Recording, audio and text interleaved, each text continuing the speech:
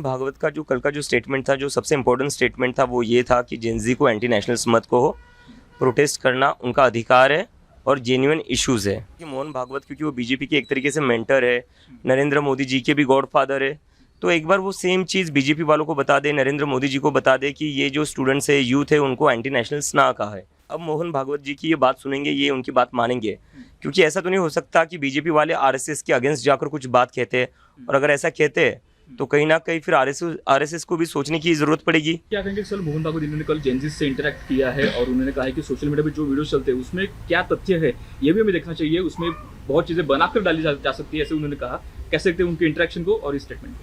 नहीं, मुझे जो लगता है मोहन भागवत का जो कल का जो स्टेटमेंट था, जो सबसे इम्पोर्टेंट स्टेटमेंट था, वो ये था कि जेनजी को एंटी नेशनल्स मत कहो, प्रोटेस्ट करना उनका अधिकार है और जेन्युइन इश्यूज़ है।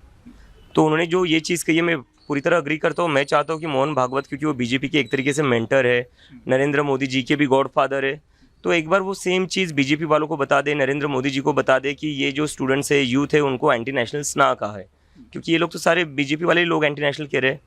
धर्मेंद्र प्रधान ने क्या कहा था, दहशतगर्दों की बी टीम है, और जो नितिन नबी जी है भाजपा के प्रेसिडेंट, उन्होंने कहा था कि ये वायरस है।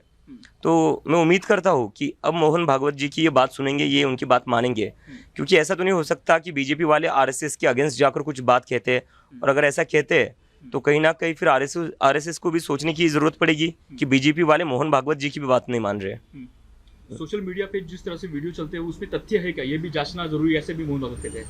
बिल्कुल जांचना चाहिए। आप देखिए, अगर सबसे ज़्यादा फेक वीडियोस कैसे निकलेंगे तो आईटी सेल के निकलेंगे। तो मैं चाहता हूँ मोहन भागवत की स्टेटमेंट, इस बात को भी मान लिया जाए, इन्वेस्टिगेशन किया जाए, कौन सा वीडियो सही है, कौन सा गलत है।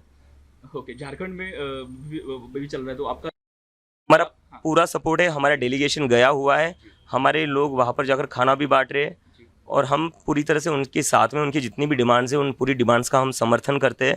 और झारखंड ही नहीं, अगर किसी और राज्य में भी होता है, चाहे पंजाब हो, कर्नाटका हो, और जितने बीजेपी के सबसे ज़्यादा राज्य इस देश में, तो अगर बीजेपी की भी राज्य में होता है, किसी और पार्टी के भी राज्य में होता है, जहाँ जहाँ स्टूडेंट्स आवाज़ उठाएंगे वहाँ हम उनके साथ खड़े हैं।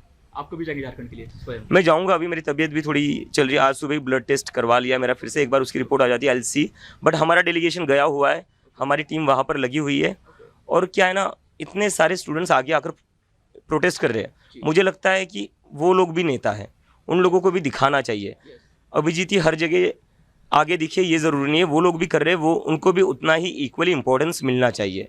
और इसीलिए हम लोगों ने उनको कहा है कि आपके आंदोलन को मजबूत करने के लिए जो भी हमसे करना पड़ेगा हम वो करेंगे, क्योंकि हम नहीं चाहते कि बस CGP का ही नाम हो। जितने भी स्टूडेंट्स हैं वो खुद आगे आकर प्रोटेस्ट करें, अपने हकों के लिए लड़े, देश की एजुकेशन के लिए लड़े, हम यही चाहते हैं। ओके, एक short and sweet, CJP as a pressure group करके काम करेगा, कैसे दिखते हैं, कैसा आपका आगे का सफर होगा? नहीं, हम तो एज अ प्रेशर ग्रुप ही काम करेंगे, क्योंकि हमारी जो सबसे बड़ी नीड है इस कंट्री में वो है अकाउंटेबिलिटी मांगना।